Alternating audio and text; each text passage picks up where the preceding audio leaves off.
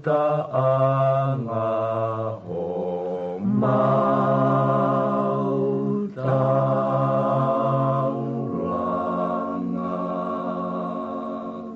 Halapai ni tu ka whakamatala, hona ni whiroa ma whaingata, no noa tawa ke whai ana, me tatalo moe o tu hei lala.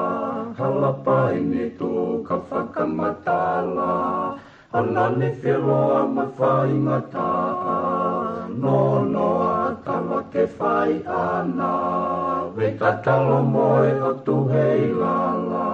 E wisai, para whakapo, a maasi mohono fuloto, ka neongo, eneto, na maunga ki e tai pono, na e toko, e whanua, e tupo o hapai ki o lunga, ke malui, me o lunga, a tonga ni o whai o tupua.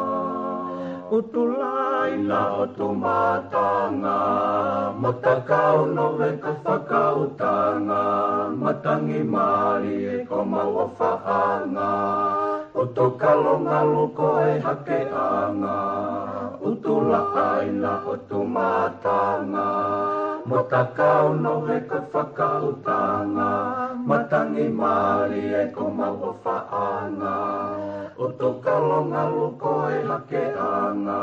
He wisai, wakapo, a maasi mohono fuloto, ka neongo, eneto, na maunga ki e tai pono, na e toko, e whanua, e topau o hapai ki o lunga, ke malui, me o lunga, a tonga ni o whai o tupua, lele a moe mai ko mokotu, ko e whangelolo a halai walu, sia ko ka whoa alo i talau, lo se o whatai situ a o whatu, lele a moe mai ko mokotu, ko e whangelolo a halai walu, sia ko ka whoa alo i talau, lo se o whatai situ a o whatu.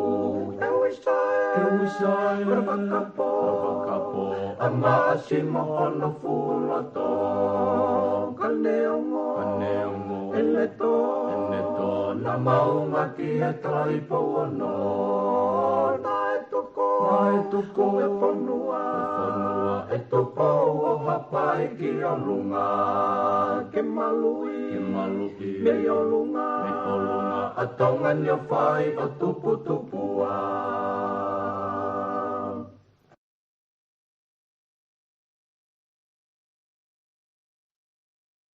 Ko kore ke hufa moa I he tala malo I whanua ka mai ngahi tala whatapu ko toa pe whatapua to ba mihin. Tala ngata te o whai ki toa mama o ka ata whai ngā maari e koe ni ki whahoko atuai.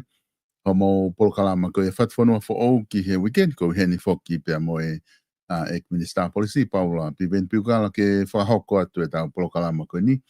I he houani pia ku whataonga pe kuangolere e pe tau polokalama ke tiki mo tolu ki a pina. I he taimi tatau ko whiawhia ki tātai lere, Minister I he houani. Piven malo e tau mao e ahoni pia malo e ngā ue pia me tongana ko I loi befoko ngahi taimi e ni o ku kei whe mo kina a pete pe ngā ue pia mihena, ka ku mo whe hake Piven, pia mo ngā ue whahako me tongana. Kore te peke hu whanga te pe whatapu. Ko ia, nei ki kamata tō mui e mau tā puruka ko ki whamahasi no pe whuke ulaga. Ngahi taimi whi mo kina koe ni. Ko ia, ko mene ki tuaia e hu mai ki he programa. Ka kohono moni, hanga ko whakarea, ko te kape e u mea koe ni uku. Hai pe ngā ue ke riri ka hage, whakatontone hala whanonga whanoni. Ko malo bege maui o whai o tua maa tau mai. Ka ko ia e solo. O ku mo ne bit fa bit e ngau e fa hoko pe na mau wakai pe ki ko tahanga hi ka venga mahu inga ku loto ke taki kia e tokanga me whakaukau i a honi. Ko e tō wholofola koe hono hufi, hono tāpuni whakaloto whare ko ia o e whare arena e whahauko i he tō pule lulu. Ko tui ko e tahaini e tō wholofola mahu inga o pito. E ku mei hange kia te au ia e wakai ki ai. O ku mei whelave i pe, o ku mei whekaukau aki pe, pe mai ngahi ka venga na e whai pe kia i tō wholofola ki mua. Ka koe ngā koe ne omi koe i he tō pule lulu hono o mai koe ne tō wholofola he tāpuni. O ku race pe me ngahi whakaukau ai ke whai pe ha tokanga ki ai i he taimi koe ne o ku whai he tāpuni. Ka koe ki mua koe ke alu ki ai ki he tō wholofola. O ku hange ke deo e piveni i he tainimi. Koe ngahi o whai koe taimi he tau whanonga mai koe he wha hufi me tāpuni whare area ki mua e ni au pito ngahi. Puri anga ia ki mua. Me ka venga ta tau pe o whai tō wholofola. Koe tō wholofola pe he ako. Mahu inga ako, mahu inga moilelei, mahu inga e ha. Hawhi ka venga utolu pe wha. Tau ekonomika. Ane o spegapa tāpuni.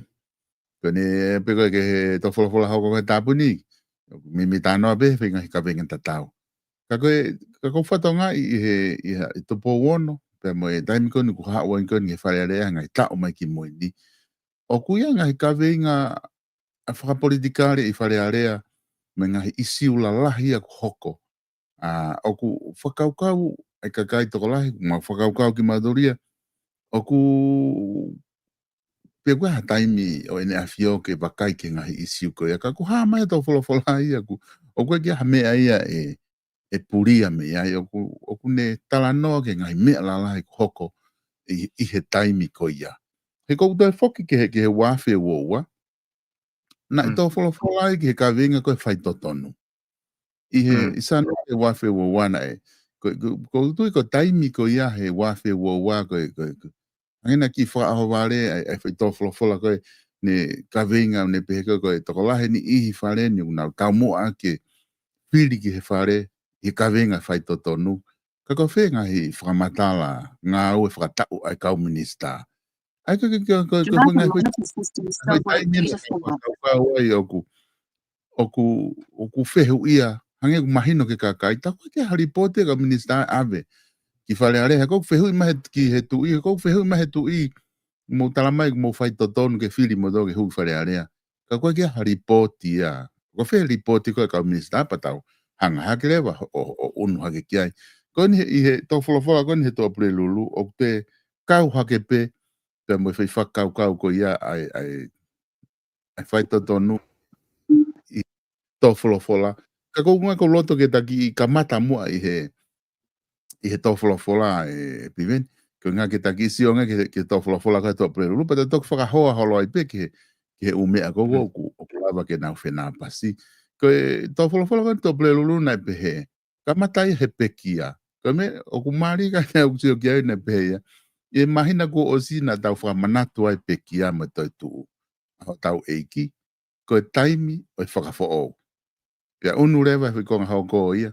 O ku hange pe ko tau wheinga ki he whaunga melino, ki he hiki o i mawhai me he pureanga motua, ki he pureanga fo o. Tau ke iai pepa ki pore whakaaho. Ka koku wakai tuka ka koe he ki anga koe mau wakai tuka ki ai. O ku hange o ku ne whakahoa ko ka pekia ma toi tuu, ko taimi whakafo o. Ka koku kau mo liriu ko ne pureanga na mo tuk whakahau ko i he wakai kia de afio ko taimi mo ia whakafo o hike mawhai mi he pureanga koe petukutuku ke he pureanga koe whewe ho wakai kia i piveni i he whikonga uraki koe to wholofola i tui Koia solo ku o kumone ang pita me o ke whakatala no kia i tau ko awe o peaceful au pita o ia he kuongo hueni o ku koe ke o tokanga i nea fio ke ono whalele whono. tau kai ki whake ka hanga lau o ke tau anga mahe ni ake umea koe moko. Ka koe kuanga koe, he kono moni, te kei te tau futala no alahi ki ai. Ka ki au koe anga ai ne whakawhatu mai, ai mahuinga koe whakafo ou. He ku kau e foi hono set aside kau no pere ke ta whaki. Ke oa te nau involved executive. He mea o ko lau e au koe whakafo ou ia. O koe foi time engineer o ko whatoa ngai koe ne uhinga mai. Koe Drive and monitor system. o hange pe ko whakalawe koe ke pekia. Ai koe ke tau kamata fo ou moha. Mindset fo ou, hala whanoa fo ou. O ke lava mapure ke pure i lere e whanua. Koe anga e kuanga koe ne whatoka ki mai. Ai mawinga koe ke whatoka ngai te pire hou e kia. Ai mea toka ke ono whina ngalo. He koe anga koe sio pea koe he sio pea koe anga e nau whawhianga inga koe whalea lea. Hangi e pea koe pea haki hangi koe te nau fu kamta polo hono fu. Ka kohono mo ni te o te mea koe ni. He nai, he kukuango koe aku mandui nei whaira e whare area koe kurea kovi. Koe angai nau whare ka kukuhinga nau ku ai maari e he kusio o kuikai ke nau mahu inga ia he foi institution mo aki mo e hou iki. Ke nau hangi nai ki kamata shifi e nau loyalty e nau doria ki he ngahi benefiti o mao me pare mi ai. Ai sio ai mau inga go ki na ha fa nga ya me toka ke. Kono moni en mas. O irrelevant ho e ki ka pa ka ke o ha ke mau inga ni a yo ke malu. Ko automatically they will become irrelevant. Ai ko ina hanga fatonga e mea mau inga ia mai ke ni a yo. He ko mea ia I tolonga ai mo tulo ai. Ko whaatanoa fo ki Singapore he. Ai mahu inga o instrument e uana ngau e Lee Kuan Yew. Nei kai kene nane Karen ake whakapoto ke ne mao e staple government. Taim da tau beu ne hanga attacked, I corrupt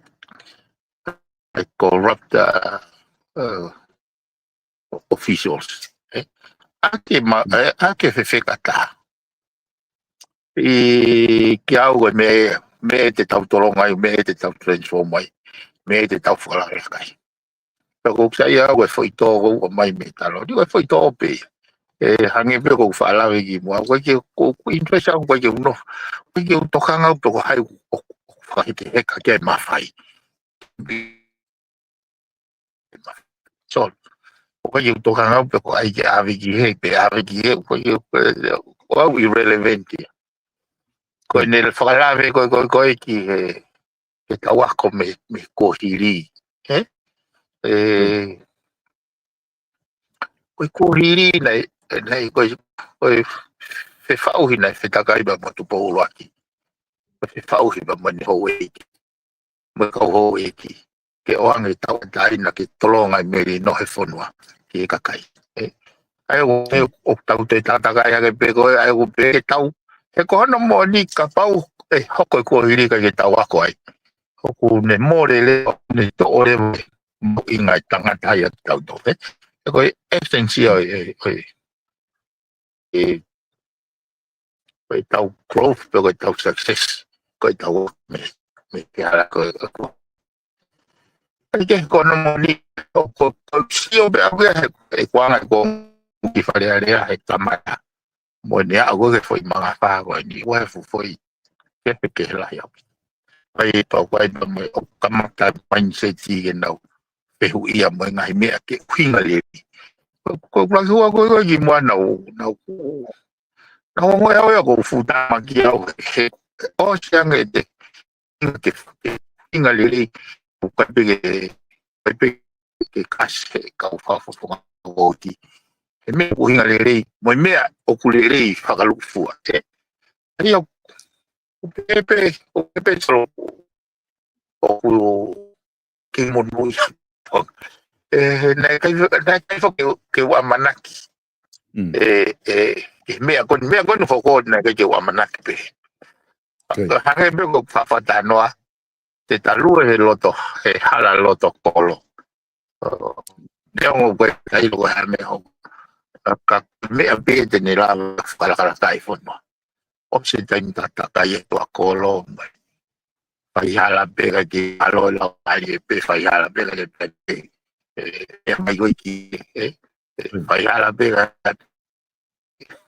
o me ai lo ai go neo mai go ya ni o ai o kamata leva ke o mai o thinking o kamata unga he kono mo mari so na te fo ke foka ilo o ngana fai lo na te fo ke hopo yo te sio ke mau inga ko foka uhinga me uhinga lele ko hanga pe ko o race ki se a pe moi fai area o na hanga to ton fa con su ne ke fea hia ai go to ton fa con su ne ti mani ka hopo pau ke fil mani pau ke fea hopo ko ai go ke u hopo ha hopo ya se tau fa ka mo tau fa to ia ke malu I con ni ta ko ti pe no u hopo mo ta mal ni su constitutional protection e tau taino e kai ke tau te ai hata ka reo ke to kopo protection e tau taina e kai ke hua ta te property ka reo ko ke mau e to whango fo me whamanga e ko u malu I e konisu tone e tau taina e tangata e kai ke whaha hopo ke e unfair be Filimana. Pero ko reisi pe ko feia mau foka ba. Pe mo mau fatongia ke tau ko ni sundone. Ke ko mo meni ki pe na u e popo. Mau tamara mau dole ko ni sundone. Yo. E ko ne os boga pate. I tolo ya tia ga re ke falire fonga ngawe. E ka ko no moni ko fonga ngawe. E u e popo ia ke ko fai pe al boti to lahi. Ka koe fuka woti pe koe ni na nau whairo au ko nau dolwe ke nau te whamau I au e foi ata mea koe au nau osto e nau doria e ku totonu whakoni sutone ke whea hono hopo I au he kuia I ku makatuunga na ia I ku makatuunga na ia I mea nau sio ki ai ka pahe kai ke wei e hoko ko palpare ma ke kahau kai ke utui o whea ke nau whai bena toka ko whenga mea pe pa te whatonga I wow kai ki hanga I lo o kai ki fitu ta kia mene a yo o kai ki whainga mea ke ka koe whainga mea whakin solo ko whaatano I ke invisible he o no pea o whakaukau ke umea kata koe ni kai ki ha mea nau kai ki ha mea nau nau nofo o amanaki ki ai kana kai ke uiri fia o he lue he fuhala lo tokoro ke pege eu te nofo calculate me na hoko me ngau e kon mo ni na uso whakaukau pe aku ia tuange ka hau ia ke ka hau tuange ai au fi ia ia ke mesi o pua niu au fai beo e mea o tui e tataki ai mama o kuata mai ke whahoka ke whatoka ka kone a mai ke ko mea kon whahau mai ma tolu e whaama pe whare alea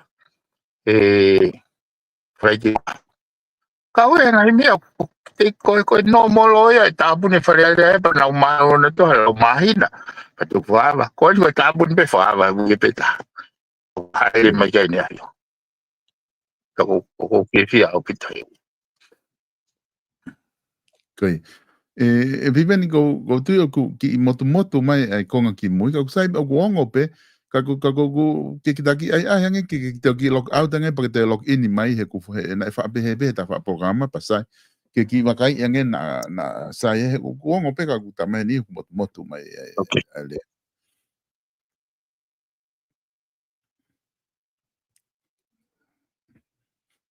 Mo ki kata peke nga ka taki maki ai peke taki log in mai. Ko nga na ku he ku yengo ki he hau ko e whamatala ku o ko kila pia whanongo ki ai o mahino e whamatala ka ko whanongo pia ku ki lai lahi motu mai ko nga ke lawa na sai ai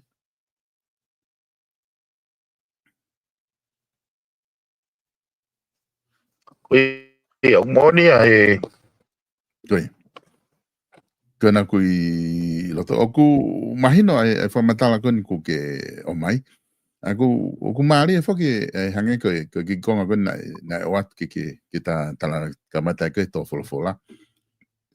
Ko konga ne ta ko fato ngai he konga ulaki ko ya vive ko ne tala no ko ke pekia ko tai me fa fo o pe a me ko ke riliu ko pure anga pa tamale vai ko hange ko e tau finga.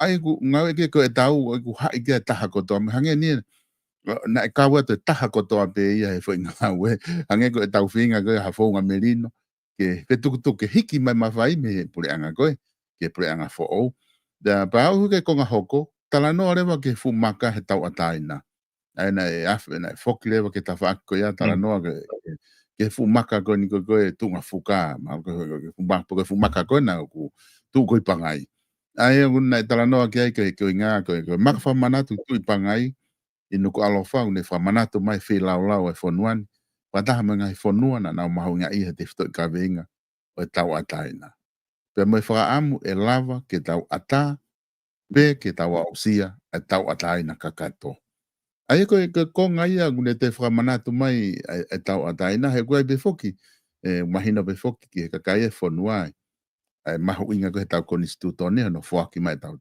ataina pena peneongo o ku kehe e tau tala noa hango mau tolu mau ki ko fra Facebook ka holo pe ko holo email mau tala noa tau ataina pe ku ke tau ataina ko ke fa alau fo ke mau tana ko time ko na fa hai ko e he pare mia malolo na ne pehe ko fo noa tau ataina ni ka ku kai o i he levolo ia o lunga ia o levolo ia mo tolu ko kautaki aia ku hange ko fehu ko time ko fehu ia tau ataina ka koe nuk whamanatu mai e tofolovola.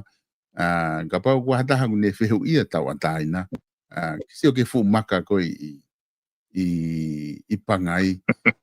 Maka ia o ne whamanatu mai e tau ataina. Pa moe whaka amu ke ata ke tau wausia tau ataina. Ka katok maari a pito e taimina e awhia e whi tofolovola ke tau ataina e pimen. Ko ia. Na ko assume pe ko ni tala no me ngon he maka ko ni ko pangai ke na to fo so no fa manat fo ke insekte he fa manat ka kai na nau o tau he tau mo ke malu e tau ataina malu tau ataina malu mo civilization he civilization kako ai be ko fa kau o ta be ya ne nga fa manatu kai ka fo no po pula ni ke ange ko na o singa o pe foka i fale alea o tau popula ko tau fai hala o tau kora po ko tau popula ke fai hala o hinga ko ke ka fo no ai ne ke pege he anga i ko sio foka popula na fa alea pe foka solo he me a go ni ko sio ko ke ho eiki o ka ja na fa nga fa kau i volo na tolu ya ke man tu ko ta fam ki ata ka ya tolu ko lau pise ka kala he kaua ko o ngawe aki nau tai mau sia ignorance o pe ko man tu ko o na tu la be fo ke te ko hiki pe he ai ka te tok whai ki te pau ai o hanga he mea ko ia ai ko mea ko na no foi o sio ko tau palpare ma tau tori au kai ko ngai tunga mahai ko no ko sisi ko palpare ma ko ngau hala ke tunga mahai ke te asenita ko te interest of tu ka uia he mea na ona whatonga yang ko ne ko lave ko ke tawataina mo ne lave ke kuhiri ma ko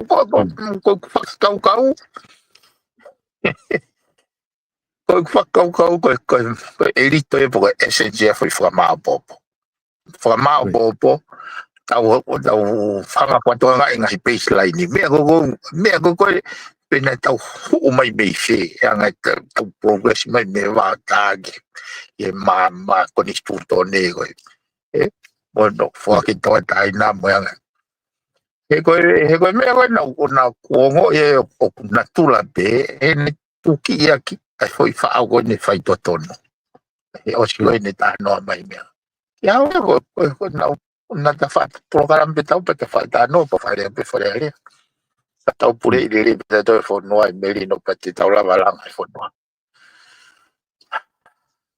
Ko ia. O moni ho whatano ako. Oye. Eku pamanatu mai ne to ta ko kere pune tala mai. O ku kau pe foku me u fa ulao e me tokang ke tu i ke mo tokanga ke mo to ko fare area ke tokanga e tau ataina ai kakai na hoko ulao ke ni hanga o to o ai te wesi ai hata ataina ta. Ko ngane ta happy mene ku mari he me a no atu ko ke mo ko mahu inga ko ke tau manatu ke ko hiri hanga na kamata tala no ai ke tau ako me ai ko hike ona na te whakahoko pe he tau tangata ko ngani ai ngahi whihala ki koe na hoko he ko hiri ai angai koe me tau pe ke ona tau si atu na ngoto a sika hang ke whaatala noa ki ai pa ona te hau ha tau tangata ia tata ke whanua pe te hau pena tō to e whai pe me tatau i he ko hiri na o tau si atu na whihala ki ka koutu ko whakatokanga mama whai o gune o mai he konga ko ia ko i ngā ki he ke tau wako mea ki o te o mai o te whai pe mea tatau i he kongan pe hangai ko konga kona na ke tala mai ko whai totonu ke se ko wau i fure mai ki he konga ko ia ka taha tau ngai te whito i whatongia whakoni stuto ne ko whai totonu o kai ki ngata pe he paanga e pureanga ka aku kawai mo ngahi ngā ue ko whahoko o i kai pe i kai whakahoko he pare mo kabineti. Ai ko usa tuku ne o mai, o koe ke tala noa pe ko tau toki ala pe ke paanga, ko tau tala noa paanga pe pa tau tala noa whai totono. Ko tala noa paanga, pa kau ai mo ngā ue ko o ku whakahoko he pare mia mo kabineti, pa kau ai mo ngā ue o ku kai ke nau whakahoko. Ka maari o ku whi mea tolu ku o ku ni hanga o mai, o whakawhihoa naki lewa e ke whai totono, ka maari he konga koe ni pimeni wakai ke to folfola ko ia. Ko ia. E marama me ke mau e paanga ka ko me ko nei whai aki. Ko tau mo to tonu ne to tonu ke whai aki. Ai go nga ia i be mo mea ko in action ko mea na to tonu ke te whakahoko.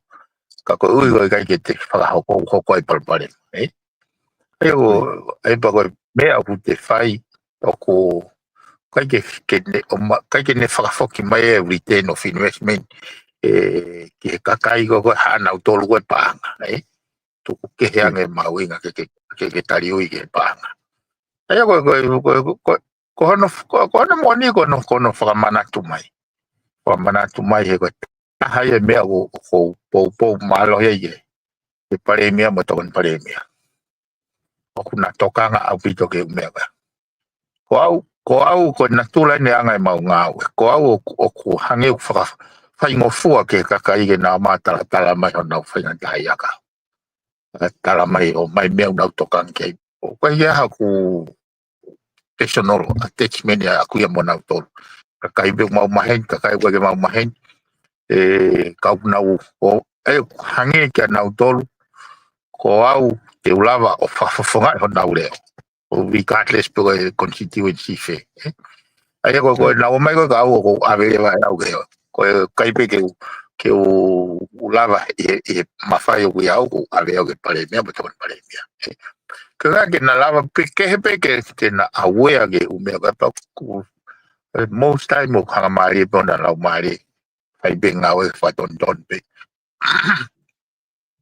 o foi tai me tai o ko te in action que fai me que fa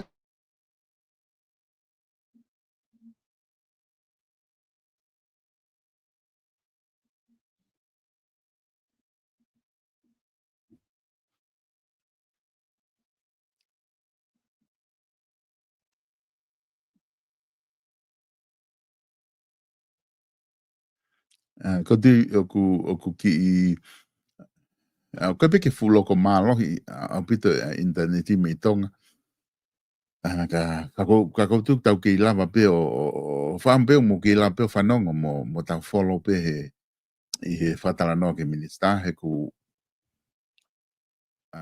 ka ke fu malo fe e ku I he time go fa fatala no ki ai o hange ko tau fa proclama ki moa mo kadak pe tau ki tai mi pe tau ki tali pe ke tau sia pe ko hai me ko lava o fa hoko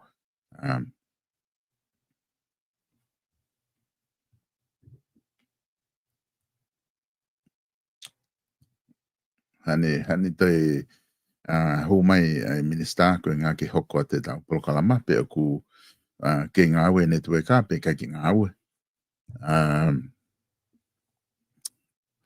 ko wakai pe ko nga I fe hui ko mo o mai ka pai mau hatai mi mo ka dak pe ka pai mau hatai mi ke o se tau tala noa ke tau folofola ke ngā kumahu inga ka veinga ko ni ku hek mi hange foki tau folofola ko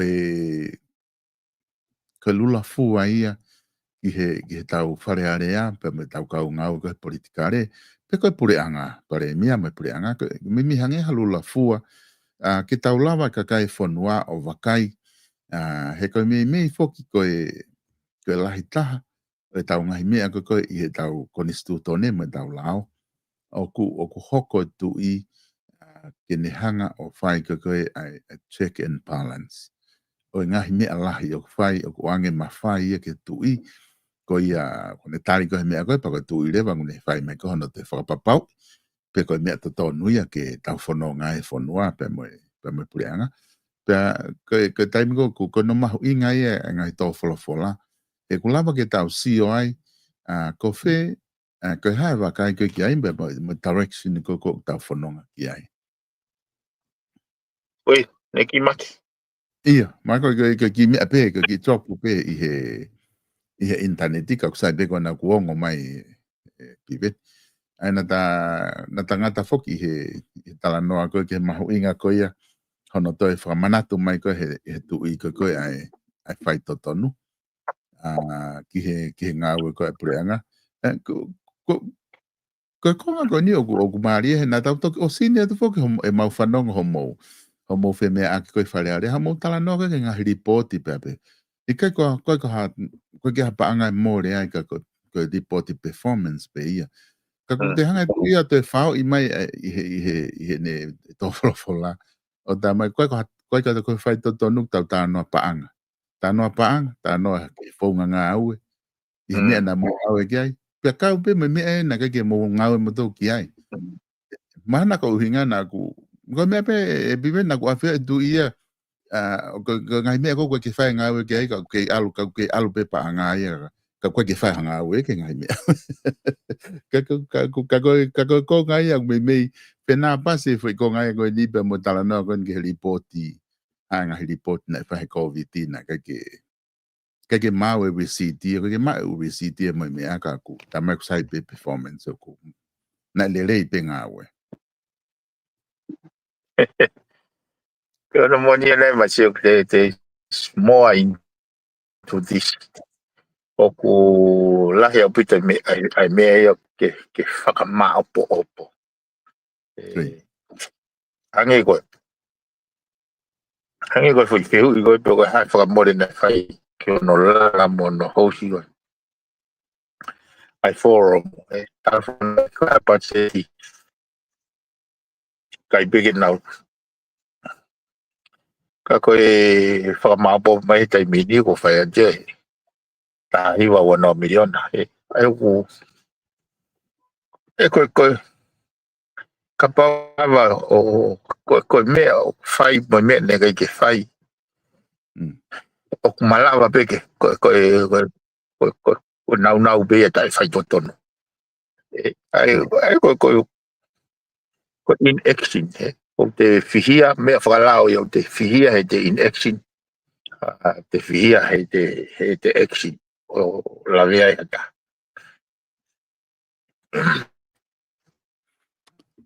Koe kongai ni nane wha os whake tō wholawhola pipen. Ka ko tue whako wakai whako ki ai, ka ko mana te whako ke whaatala noa he ngahi meti veki. Ngahi wakapuna na toton ke aluate sāpate. Au ka hotu uni ke o te o mai ha meti veki sāpate tuku ke ka pako hawhainga mo ui. Ngai koe ni whingi ki whakahawhi maha mo ui me tahi. Niua boko wawa boko whe. Pufia ma o ia ki wha mo ui mai ki vai ola.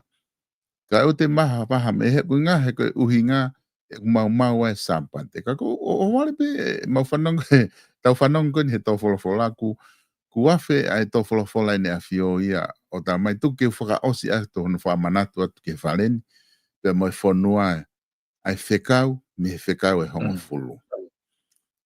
Pe koe ai whakonga ia i he mea e taimi ngana o whanongo ki hono ke mea koko a maafu koko o ne pe mai ka manatu ke sāpate ke tauhia ke tapu. Pene pere. Ko aho e ono te ke ngā ai whahi o ngahi ngā whakeheke. Aho e whitu ko sāpate a sihova ko o tua. Peka taimi ngana ne mea koe tapu pa hanga kune kailai leo lahi ne whakamama whae mea koe tapu ko o whai ha momo i ngā ue. Pa taimi ngā o toki sio e koe he lai tatau koe tō wholofola pa whanga pousi he pēsi. Pau toki lau i whako au sio ai, o si hanga pē, ene a whio tohi i o hai ai, tapu pa ne pē reo lahi. Tako uhinga na whakamama whai reo lahi. Na as pē mao pē, he tui, e tapu pa ne hanga pē o hai he tawha agi pē reo lahi. Koe ngā ke, ko pau ke ne hanga ia whamama whai ai, tapu ho whai ha momo i ngā ue. A koe mo ho whanau, pe hoko atu he no lau.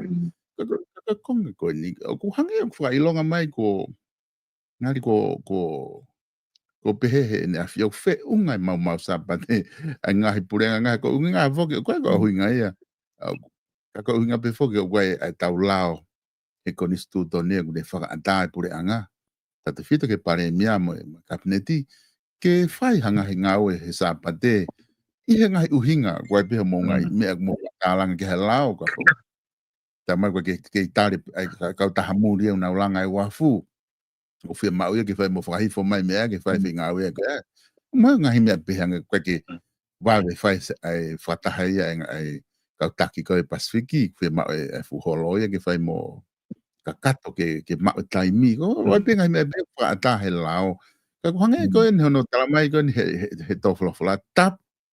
Whama mawhai koe ako, ngari pehe he ne a whio ko whiunga mau sāpate tonga I he pureanga. Ko ia, nei ki lahi whoke mau sāpate he pureanga koni kōsi. Lai e whakata ke lere ngau e marai wakapunei wawa I hapai, whakata ki lere ngau e kone kauseina e turi forumu, whakata e ngau e no ai kone ngai I pai o win te pai pea ka koe issue whoko ni nei toi ase fo issue ko ni he e tai ngoi lau ta ofia ko koe mea ta ofia ko koe ke tō mai waka e kore ke tō mai waka tāpate ka nei kai ke entirely ai tutun ko ia ko ngā koe sāpate ka nei makatuunga ai fai tu tonga ko kai ke uhinga li le ai pe pana o mai o kore ke ngofua pe ko ne ko kai ko ke ulava o establish na ya a emergency case na ta ofire wa o hakere va ai e fakau ko mau tai uhinga ni sapate ko hango o sio ko ke mafai o ya mafai o ya ulava he minister polisi o ange mafai ke whakahoko mau sa pate ke i he loto kia e kabineti kana e hangina e anga maheni a pia pe hape mea koe minister polisi pia koe ki te ha foi konga i he processi ke whakakau mai ka minister pe kono foi to kore tu o mai mahalbena ko slave ke afe mai waka koe beti veki me ha moa a pango o utu kai toki whakakata te nau whanonga ki Nusila. Pena ku mai koe tohi koe apau koe tokonaki ke kore mai ke tō mai sapati. Pea pau pehe he foi natula pe koe ia. Pea pehe o hange o koe hange unau tai toka i tau lao sapate waki e tai toka i tau koni stutone. Hange kia au ko hange ai noa ia ko nau convenient be nau to o ko hape ia ko emergency ko mo convenient ga nau to ke nau afe mai pa to ia leva ke commissioner policy ania ko da tok malolo o fra ko hanga ton be ki ai ko ni ngata ni a hon nau te fra u mai to ia afe ma ba puna ko afe to ku ko ut ya sapati ya muy pe para gas ko ya ko apia o wava sapati ko nenti o wava sapati ko foi tai vezi ne waka ke on fitu ko au half an hour pe kai unless nantiru nan tok tramai ka pa ke afe mai waka e pa waka he maha waka he wava o ata wais pa te fainga uhinga ka ko ne nganta in he o ke nau to isa pau time ke nau whakapapa e lau sapati. O tuku ake foi mea koe ne aura te koe tohi lewa e police commission nage tohi nga e kau me mi panai. Koe na koe tutuni e na mo comply lewa ki ai. Nega i ke pe ke te oa tuku. Ka wange ko lau na o kou whakamalo ia ko whakamalo ia peo he.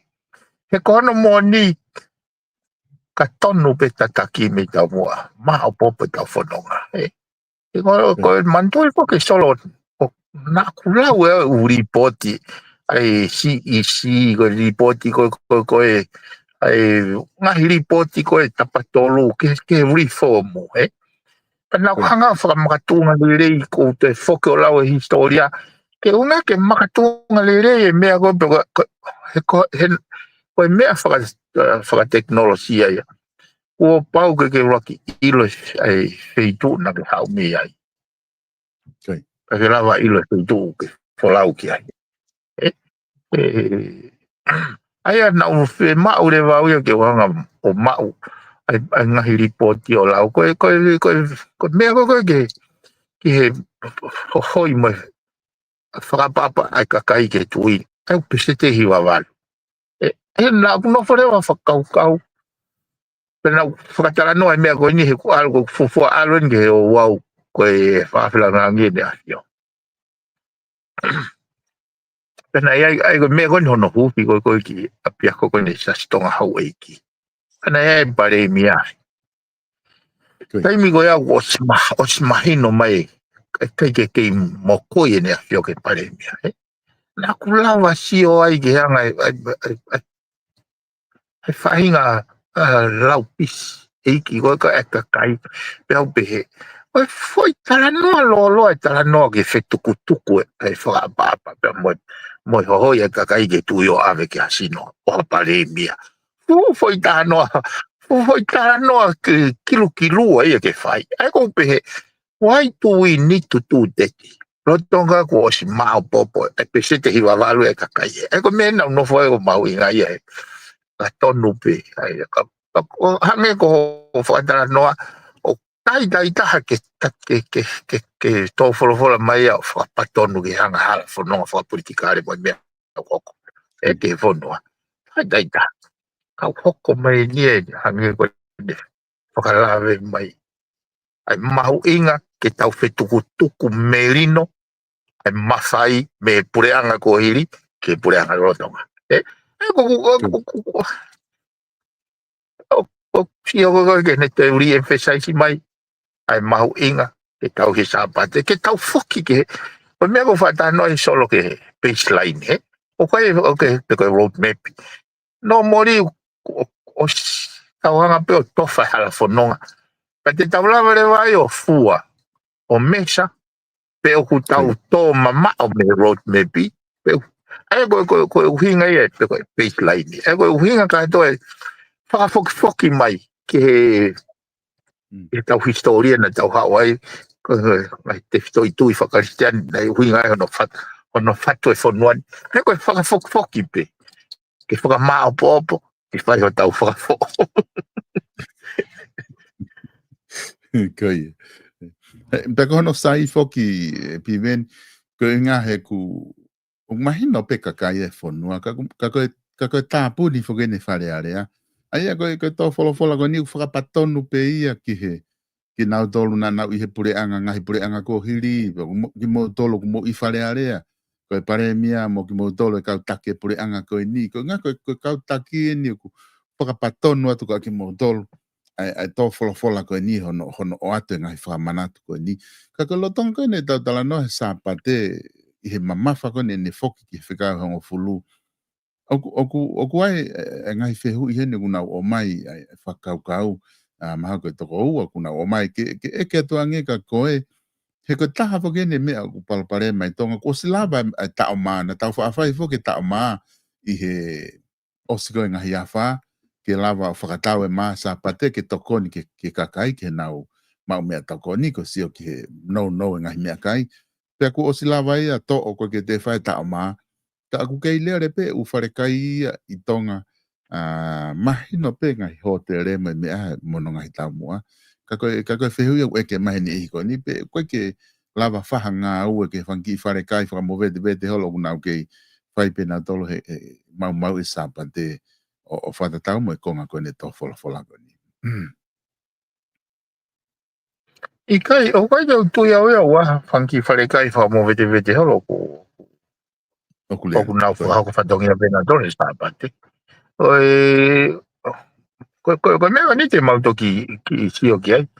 He kono moni, koe ngahi whare kai pe, o kui ai nau laiseni. Ka koe ngahi makatoonga koe laiseni, ke he kau foreigners koe oku nau i tonga ni. E kau tourist kau porau e vewa. Oku hinga le lei pea ka te au. Pau hange ko sio, ko hamea ku hinga le lei. He ko wha o hake mea koe ni whare area he taimi na mau wha longoa ai tala mai hono tukua ki mai mo tuani. Tai whakalao e ka ye aha o poa te, tai whakalao e haa, tai whakalao. O pia mahino o pia ka te au ia de lao. Ka paurewa ko hono whakakato e lao e hoko ia koe paloparema ki e kakai.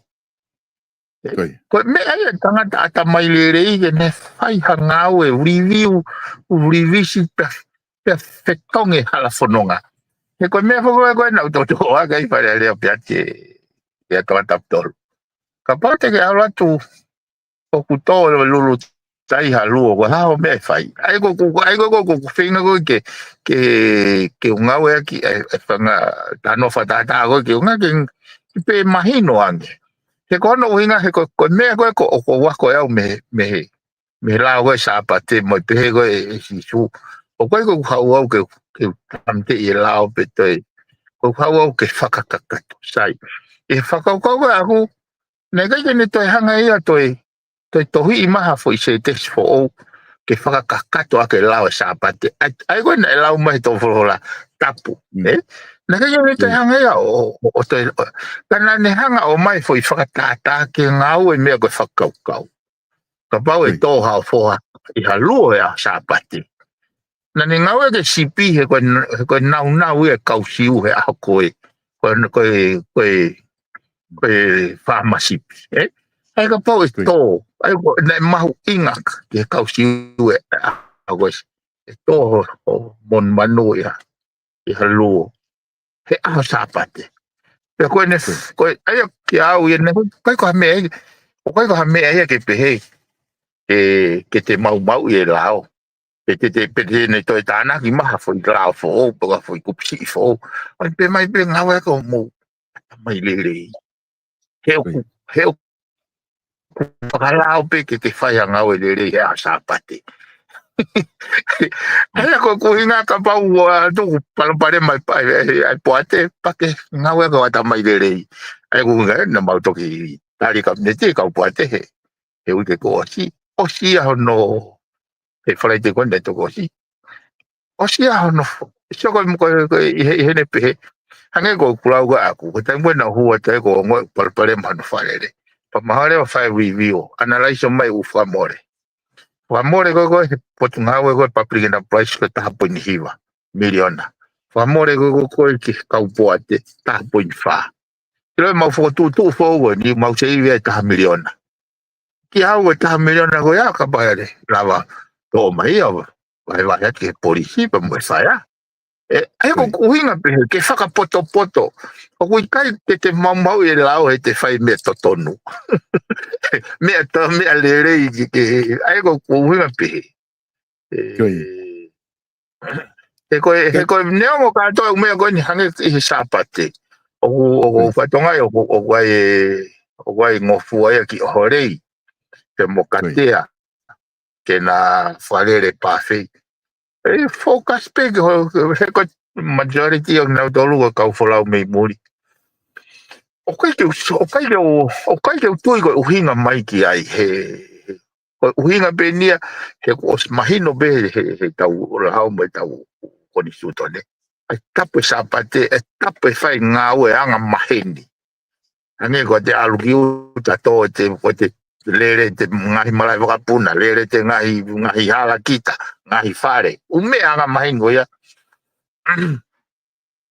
Koe mi koe mea kai ia. I natula koe ne kai mini, ko me koe whanki business pe toko whia. Ka kou tui pia ko waipe nau ngahi makatunga. Ka hoko mea koe nina mautara no ke kapneti ke osipa mau ki sio mai ange ke o mea koe ia. Streamline he kono moni hange koe ni. Hai tau mea e whai ki he kau kes o nao maa nofo I hotere. Ko pau ke nau kuki o whakawa nau whankai ke. Ke nau kai. Ko te mahino. Kau ia. Ko inga ke kau kes kau nau nofo I hotere. Os mahino be tāpuni. Kuna mahino I pena toria ku fai lotu I sapate ka ko pau fo ke nau kai ke tau hina to ke nau mo ke mo ni te ke hoko atu e nau huinga ku nau ia ko ngani ko mari ia yo tala no ka ke poate ke time ko to fo ke ke to folo ka wa fe wo o to manatu ia na o si hanga pe he tu ia o mai he vito folo ka o ku ia e palo pare ma he poate ko nga kona ne o se pe he wa fe wo wa he vito folo ka na tana fai to tonu na ne pe fe ma ke fra to nga ile re nga he poate pure anga e ko nga he poate ni fra hoko fra le fra a ho nga we e ka me mi pa poate ai ku si e na tau ke he mala e ko pe hoko to ne to folo kana ne se hanga ia o signal ma he wa fe wo wa o wa e palo parema I he nga he poate e pure anga ka ko inga ka toki hoko atu ni mo toki hua atu ni pa ki toki hanga rewa ko fai ngā ue kia I ho whakalere ko ni ke solova ai ume a ko ni ka ko konga ia taha ko manatui haki o eke ko tō fola ko tō pe foki o ku ta ofika mo whai rewa mo tolo ai toki tari he whare area o rewa abe ki palasi pe toki o mai rewa lawe toki tari ke ilo kia ka kai whanua o tari atu he ngahi isiu. Aia koe tohi tari ko ia o kua pau ke mui I he pure anga me whare area ai tō wholofola pe koe koloa pe ke awe tohi tari pa tuku ai pi ai ka mo lele pe mo tohe no moloko mo whea mau ke mo alo ai.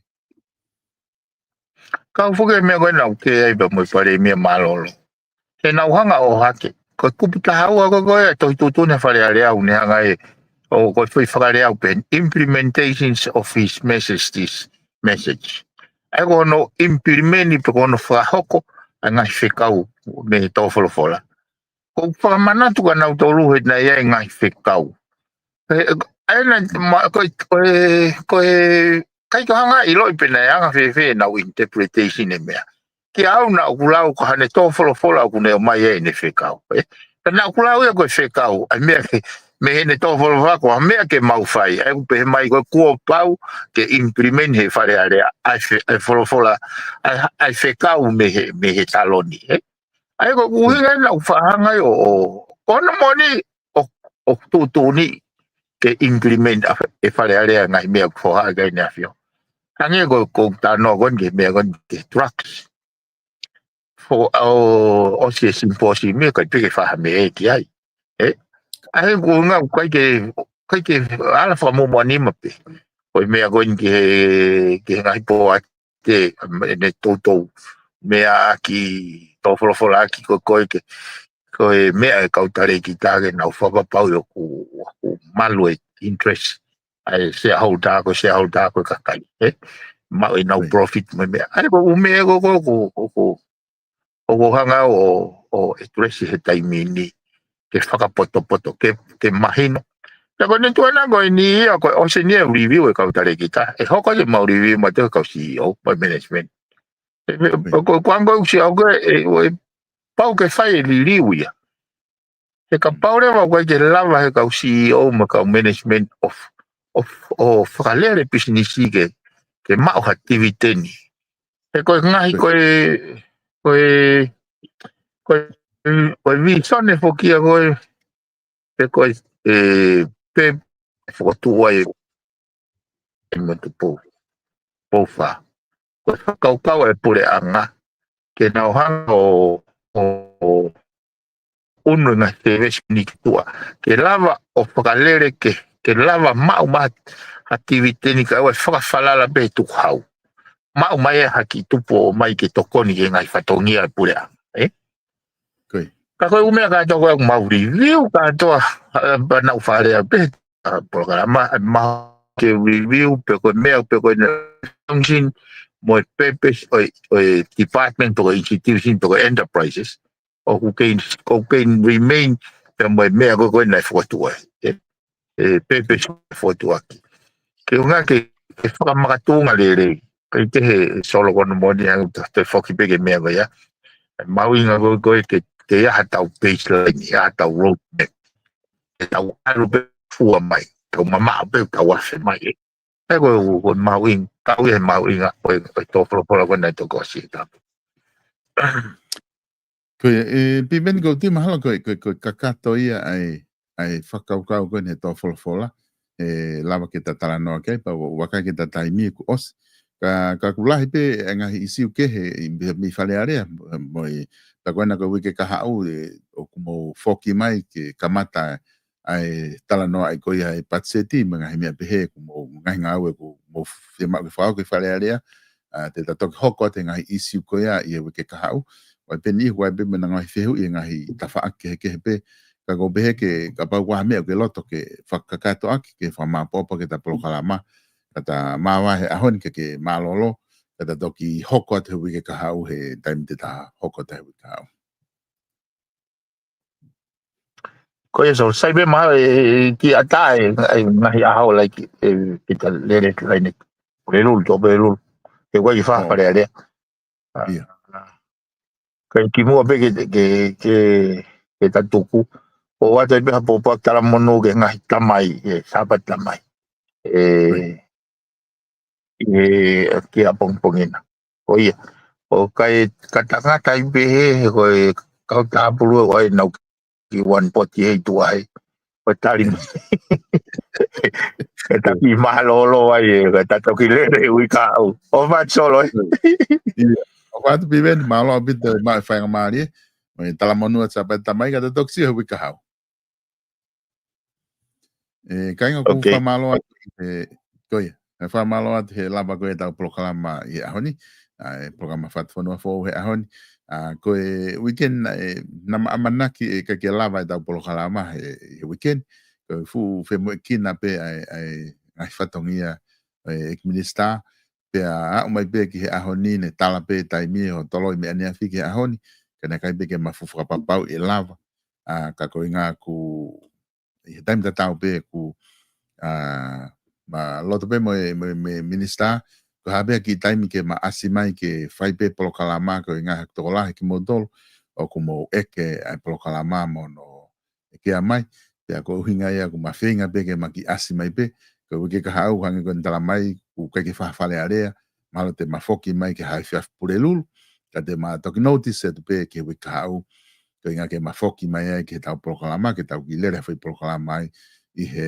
fiafi purelul pe fiaf to purelul kai ko toko naki ka ku fa malo at ke tik modol ko ta pe mo kau mai fa malo atu i he modol ko mo kau i he i hono seat ko tau ngai proklama pe mo tala monu at pe ka tik modol ngai tamai ko to pe i tongana ko nga ku whahoko teu ko ke whahoko sapat tamai pongpongi ke mo mau ha sapat tamai fia mo fono klesia ko nga hi fono a foki morini ko Australia mo Amerika New Zealand o ku ko ke lopo hana tile ya sapat tamai ma to fa de ki sepitem ma po fe to ko ya tu ke he tau nga hi si lot whakatonga ko te wai peni hia na fa fai pena to ta mo tonga i sabat tamai ka kuat pe tala monu ke tik motolo ko da be me ta proklama fat fono fo pe fo ke vipon media ke mo ma o ha sabat tamai fia pongpongi na fa sa ke pe ke